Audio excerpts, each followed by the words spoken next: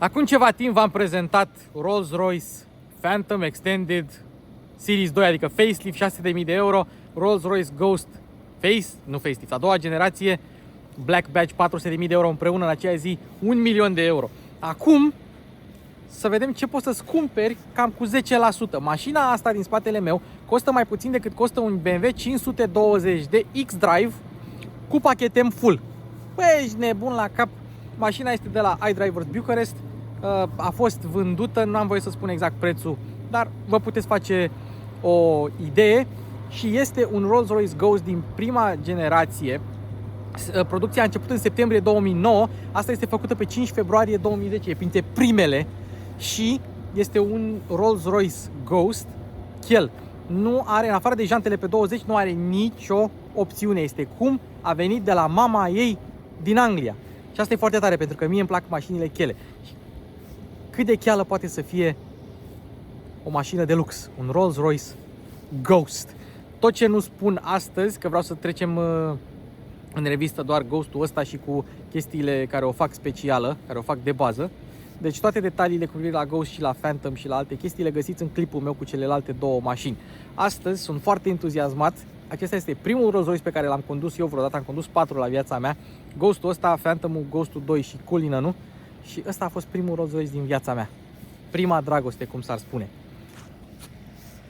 Cosminele, ia zi. Cosminele, mă rog, vreau să întreb dacă îi place mașina. Nu mai lungim, mașini cu Luci Popa începe.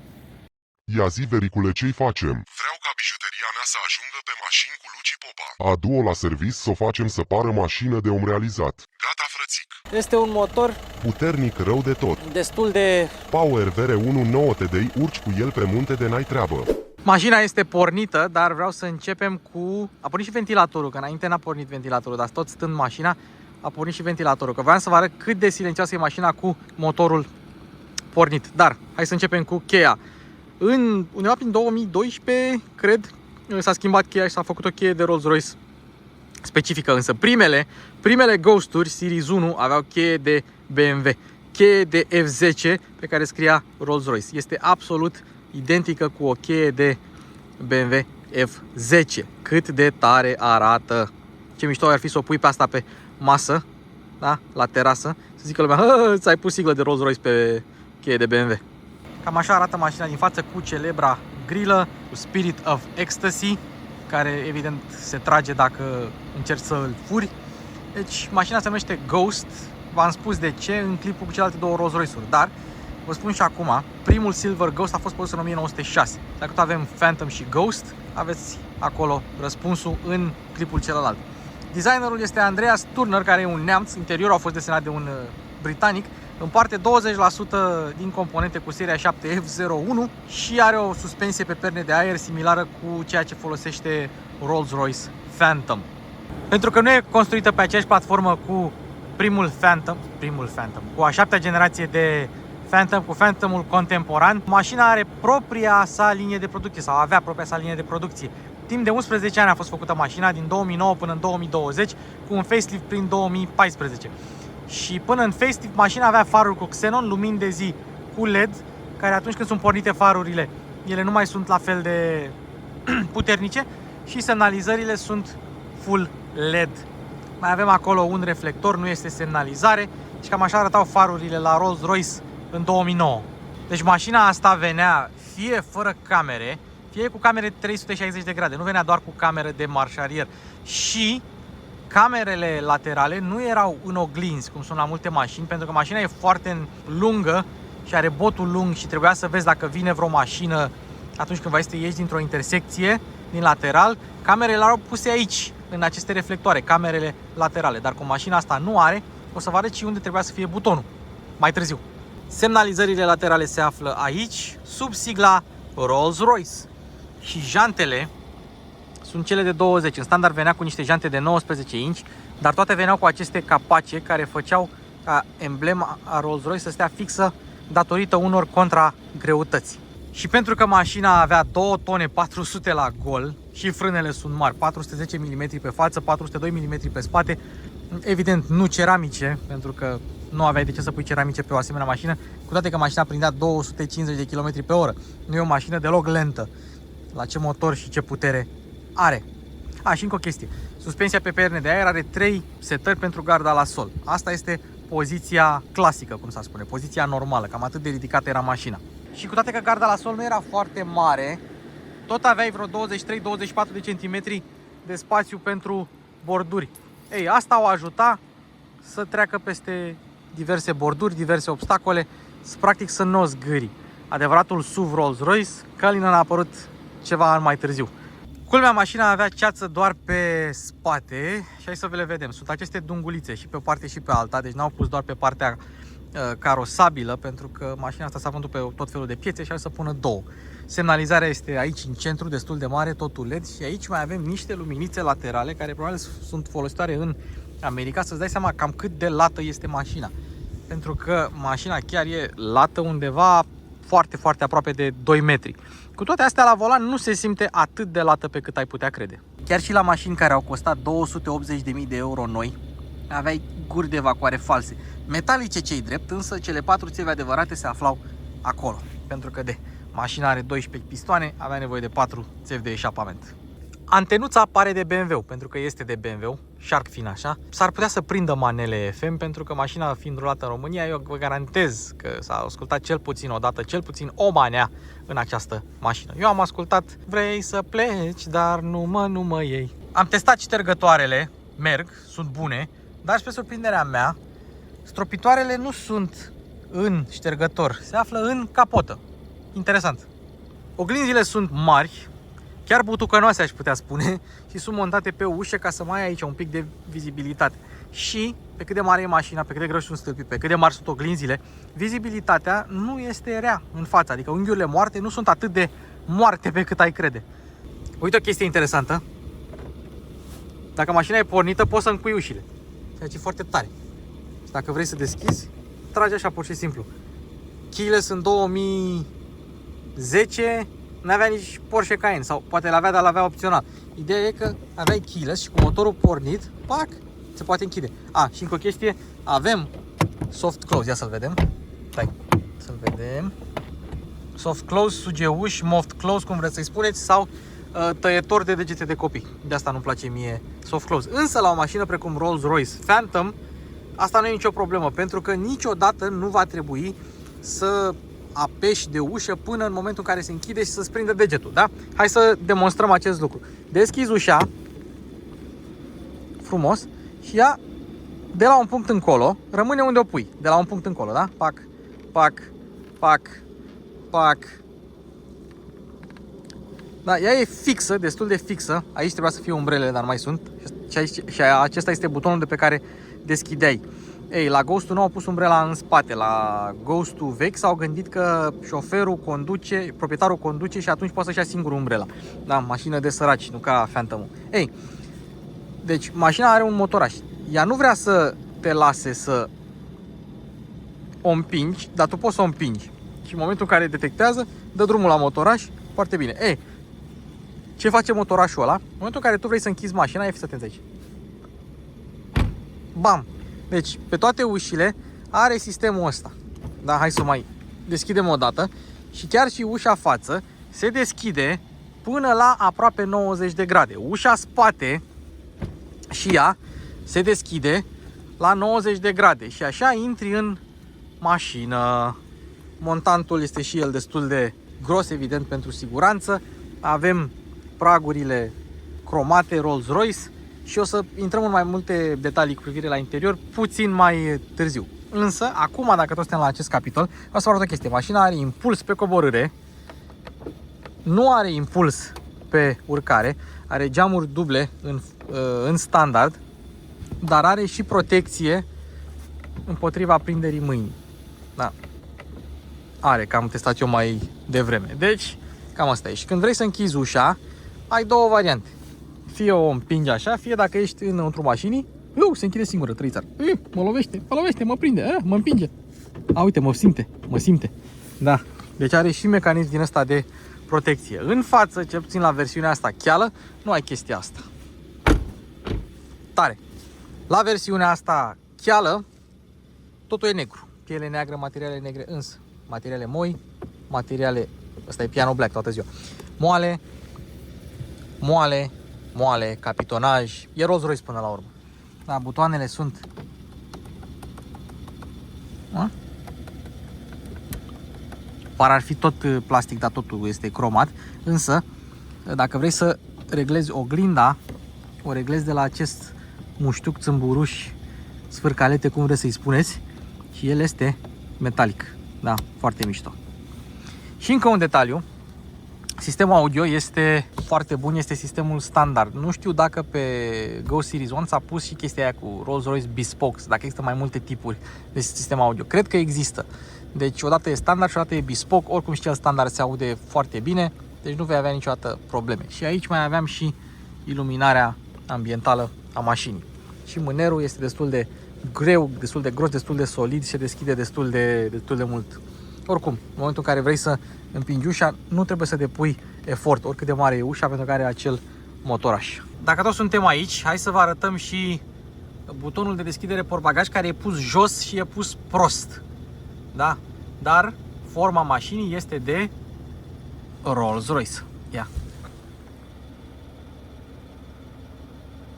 Hai să facem testul cu Denis, mingea de tenis, de la 65 de cm. Dacă scaunul e moale, mingea nu va ricoșa mult. Dacă scaunul e tare, mingea va ricoșa mult. Ia să vedem. Evident, fiind un scaun moale și lăsat un pic, are 92.000 de km mașina, mingea n-a sărit mult, s-a scufundat în buretele de la scaunul de Rolls-Royce. Pielea este cea standard, neagră, oricum scaunul e mega confortabil, nu oferă cine știe ce susținere laterală, dar sincer nici nu cred că ai nevoie, că asta nu e o mașină de fugă. Avem memorii și momentan, pe varianta standard aveai memorie, aveai butonul ăsta pe care puteai să reglezi scaunul pasagerului. Dacă dau pe L2 și dau aici, atunci se va regla scaunul pasagerului, însă nu aveai cele mai multe reglaje, adică nu cred că acestea sunt cele mai bune scaune pe care puteai să le iei pe Rolls-Royce Ghost Series 1. Hai să vedem și portbagajul. Avem așa o margine de încărcare destul de mare.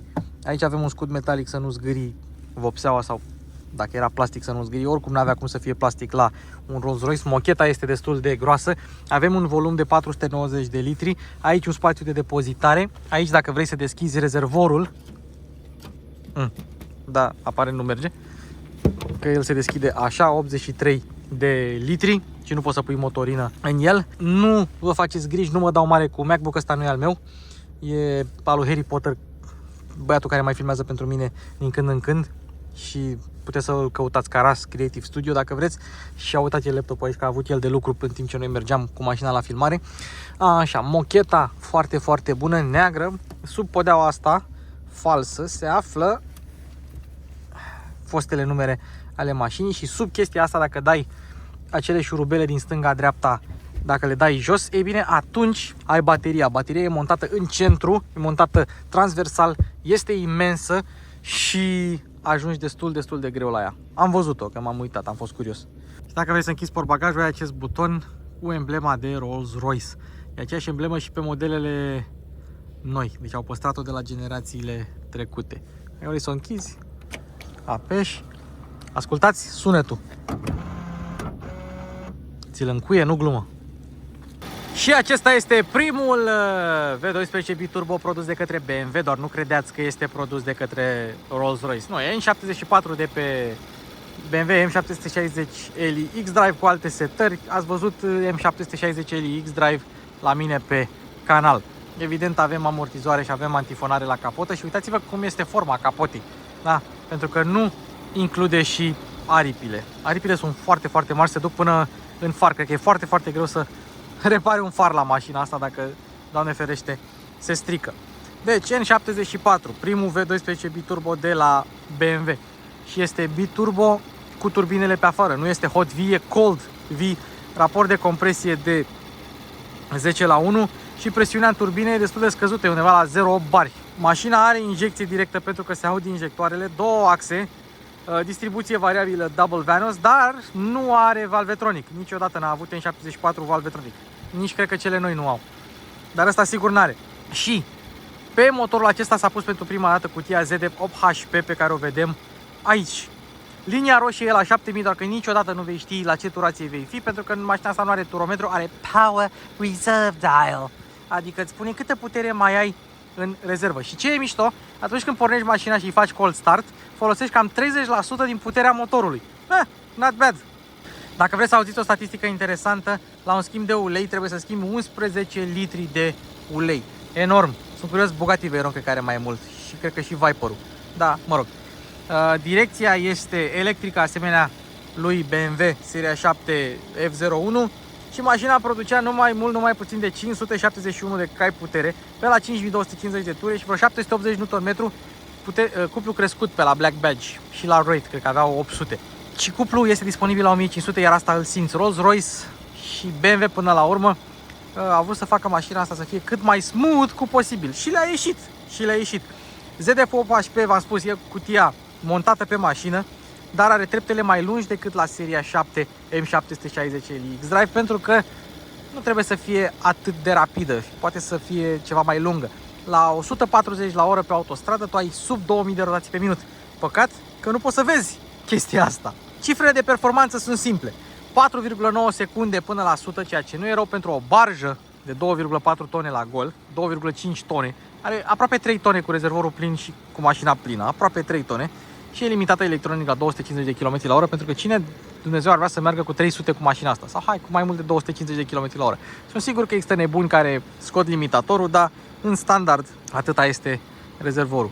Și ca să vă mai dau o mică statistică pe care am uitat să o spun, mașina are o parte frontală foarte mare, dar cu toate astea coeficientul aerodinamic e 0,33, adică e la nivel de SUV.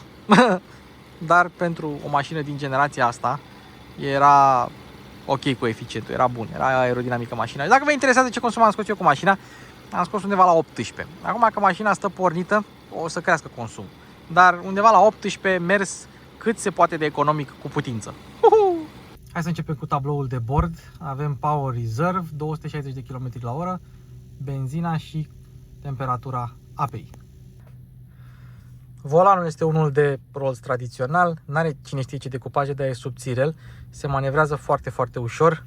Și aici avem butoanele pentru tempomat, aici avem butoanele pentru radio, aici schimb postul de radio și volumul aici. Volumul e și acolo, aici, și o să mai arătăm câteva chestii legate de butoane. Dar vă arăt acum. Volumul sau butonul de volum este îmbrăcat în piele. Controllerul, care e un iDrive de BMW, este și el îmbrăcat în piele. Butoanele climatizării cu off, soft, medium, high și max, deci nu low și mai știu eu ce, tot îmbrăcate în piele. Bordul cred că e îmbrăcat în Sensatec în versiunea asta de bază. Dacă nu vrei să vezi sistemul de infotainment, poți să nu-l vezi, dar dacă vrei să-l vezi, apeși pe butonul ăsta și ia uite-l, iDrive de BMW. Doar că are skin de Rolls-Royce. Prea multe nu prea am ce să vă arăt la el. E fix ceea ce găsiți pe F30 sau pe F10 și aveți aici Vehicle Status, dacă vreți să știți, pac, doar că apare Rolls-Royce. Sunt totuși câteva setări interesante. Dacă te duci să dezactivezi DSC-ul, SP-ul, cum vreți să-i spuneți, dar fiind BMW DSC, mașina este un Rolls-Royce, ceea ce e foarte tare. Adică s-au gândit și la chestia asta, să vezi un Rolls-Royce cu ceva dâre de cauciuc. De aici activezi și dezactivezi Spirit of Ecstasy, v-am arătat în clipul cu celelalte Rolls-Royce-uri, și de aici Enable Rear Controller și vedeți cine are prioritate. Driver, same priority, rear seat has priority, adică cine are prioritate la iDrive. Pentru că o să vedem și în spate mașina are niște ecrane cu un iDrive, un mirroring de iDrive, ceea ce e foarte mișto pentru că pasagerul poate avea prioritate și să seteze ce vrea el. Muzică, volum, destinație, etc. Aici avem câteva controale normale, selectorul transmisiei, avem low, dacă vreți să pornească mașina în treapta întâi și să mergeți un pic turată cu ea, dacă este aderență scăzută, frâna de parcare electrică, auto hold, butonul de senzor de parcare, iar aici trebuia să fie butonul de camere. Evident, butonul de start și gurile de climatizare, gurile de aerisire, așa se închid, așa se deschid, ceea ce e foarte tare. Ca la orice BMW, aceste butoane sunt cu touch și sunt memoriile pentru radio, ceea ce, din nou, un lucru luat de la BMW și un lucru destul de util. Aici avem panoul pentru lumini, după cum se vede, exact pe modelul vehiculelor Rolls-Royce din trecut, cu un plus pentru sistemul de frânare automată și pentru lane keep assist. Versiunile ceva mai bine echipate au lemn sau alt material aici. Ceasul este totuși în standard un ceas analog cu Ghost, pe Phantom ai unul cu Phantom. Ai un torpedou destul de interesant, iar aici avem două butoane prin care poți să blochezi portbagajul dacă ai, uite aici, dacă ai mașina dată unui valet. Deci cam asta e. Totul este capitonat, e frumos, dar nu pot să spun că este foarte încăpător. Totodată, în torpedou s-ar afla și CD changer-ul dacă mașina ar avea CD changer. Aici avem mânerul care și el e îmbrăcat în piele și aici, ca să nu murdărești parasolarul, ai un mâner metalic foarte tare. Evident ai și lumină, nu era cu LED pe vremea aia, era tot cu bec. Și aici sunt microfoanele pentru Bluetooth. De aici avem luminile, simplu ca bună ziua. Iar aici avem plastic, printre puținele zone cu plastic din Rolls-Royce Ghost. Dar îmi place că reflectă totul. Ok, hai să ne întoarcem puțin la sistemul de climatizare. Aici avem senzorul de temperatură, scaunele încălzite și aici ar fi fost scaunele ventilate. Și spre deosebire de alte mașini, poți avea și scaunele încălzite și ventilate pornite în același timp, doar că mașina asta nu are.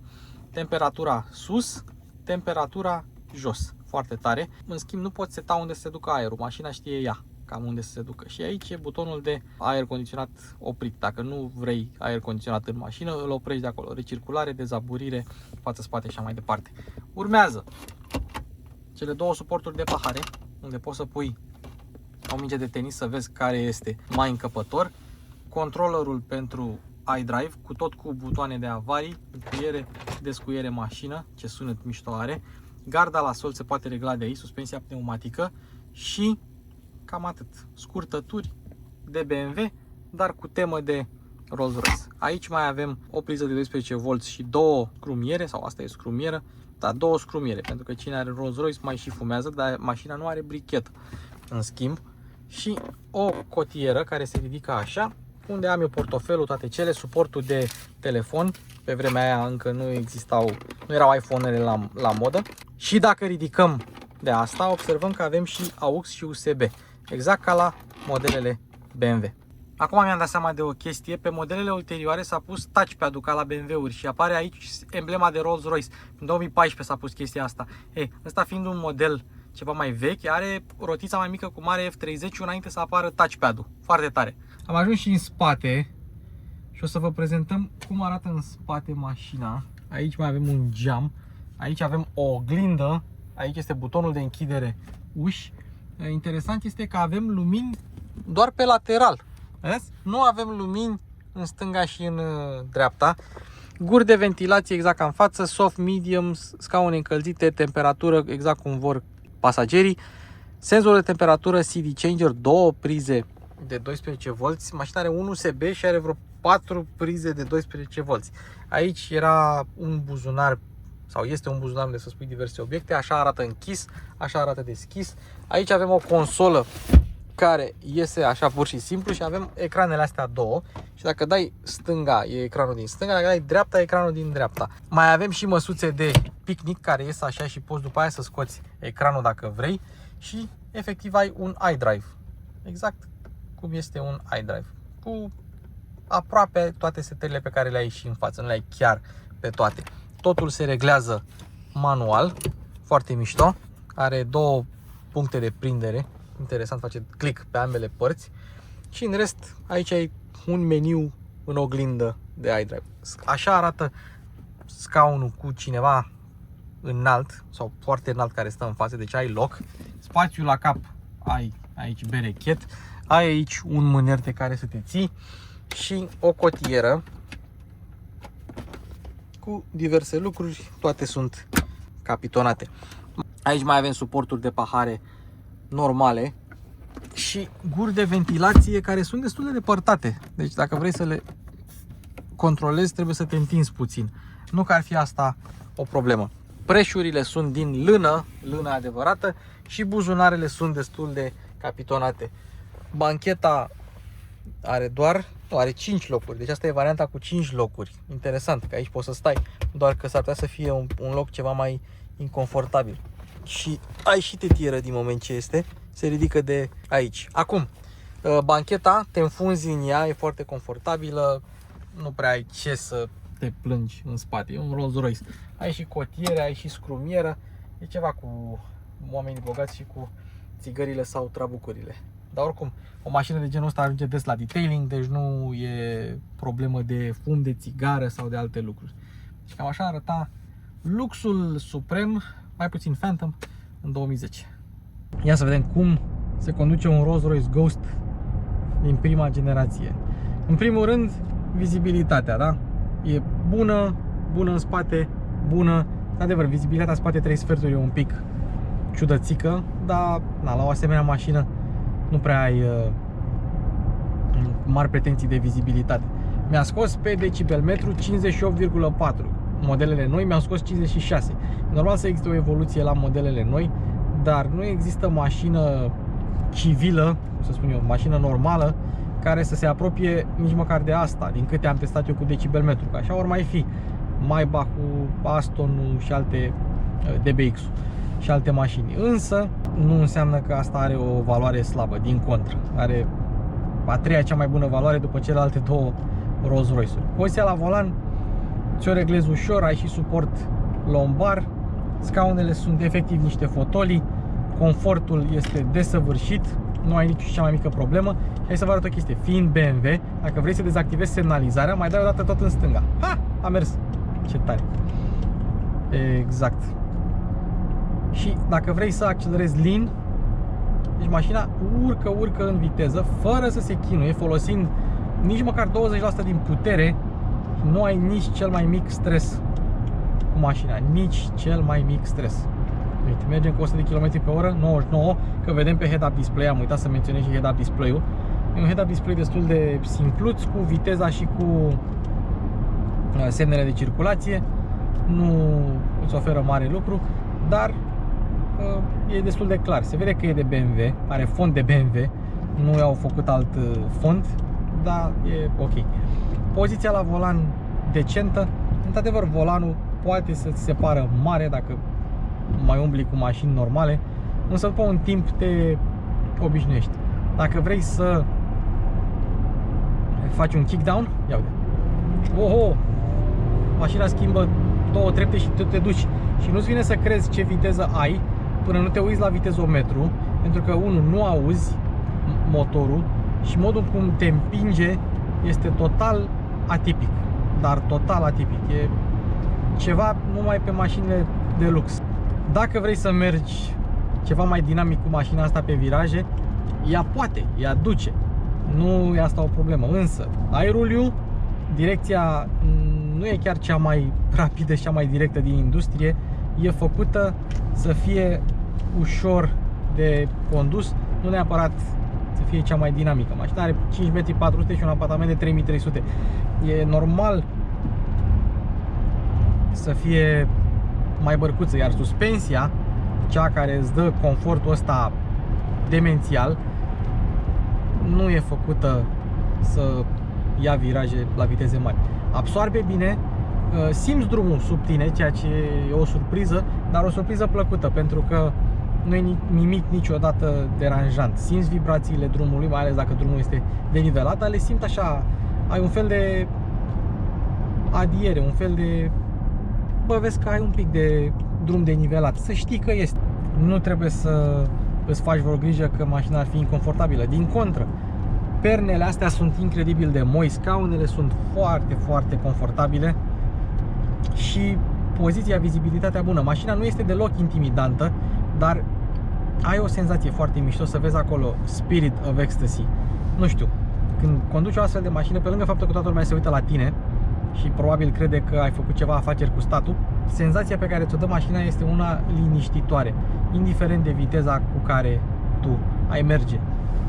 E deosebită mașina, deosebită. Sistemul audio se aude genial aproape și poți să dai și o petrecere. Dacă ții geam ușile deschise, poți să dai și o petrecere. Ceea ce, din nou, foarte tare. Unde mai necesită un pic de obișnuință la capitolul condus este atunci când frânezi. Că mașina e grea, pedala se întărește, moale la început se întărește, dar vezi așa cum vin 2 tone jumate peste tine, pentru că mașina are și un pic de tangaj datorită suspensiei destul de moi. Uite, acum pe viraj, mașina are ruliu, dar cu alte mașini n-ai putea să iei acest viraj cu viteza asta și să nu simți nimic. În schimb, cu Rolls-ul o să intri în viraj, ai un pic de ruliu, nu sari din scaun, dar uite, n-ai niciun stres, nici cel mai mic stres. E un pic ciudat să n-auzi motorul decât dacă te înfigi în el, și atunci când te înfigi în el e un pic melodios. Ce am observat eu este că la Ghost-ul nou Black Badge auzi mai mult motorul decât auzi la Ghost-ul ăsta. Probabil că la Ghost-ul normal, non-Black Badge, modelul nou, nici acolo nu se aude. Dar n-am condus Ghost-ul nou simplu, non-Black Badge. Oricum, mașina e altceva. Și acum vine întrebarea. Lăsând la o parte costurile de exploatare și impozitul, de ce să-ți iei un cinciar 520 cu pachet M nou, full, cu toate tehnologia, cu toate așa, să nu-ți iei una din asta care îți dă alt statut? Ești altcineva când vii cu mașina asta. Tu nu ești băiatul cu BMW-ul, că băiatul cu BMW-ul e jumătate de România. Nu, tu ești domnul cu Rolls-Royce. Și aici se încheie episodul nostru de astăzi. Mulțumim iDrivers pentru mașină. Deja a devenit o obișnuință pe mașini cu Luci Popa să vedem un Rolls-Royce-uri, ceea ce înainte nu era cazul. Și ne vedem pe viitor la un alt episod. Aveți grupul de Telegram cu abonații în descriere. Dacă vă place contentul, un like, un share, un subscribe, oricând, la orice oră, sunt bine primite. Eu am fost Luci, vă pup, ne vedem data viitoare. Mașini cu Luci Popa se încheie.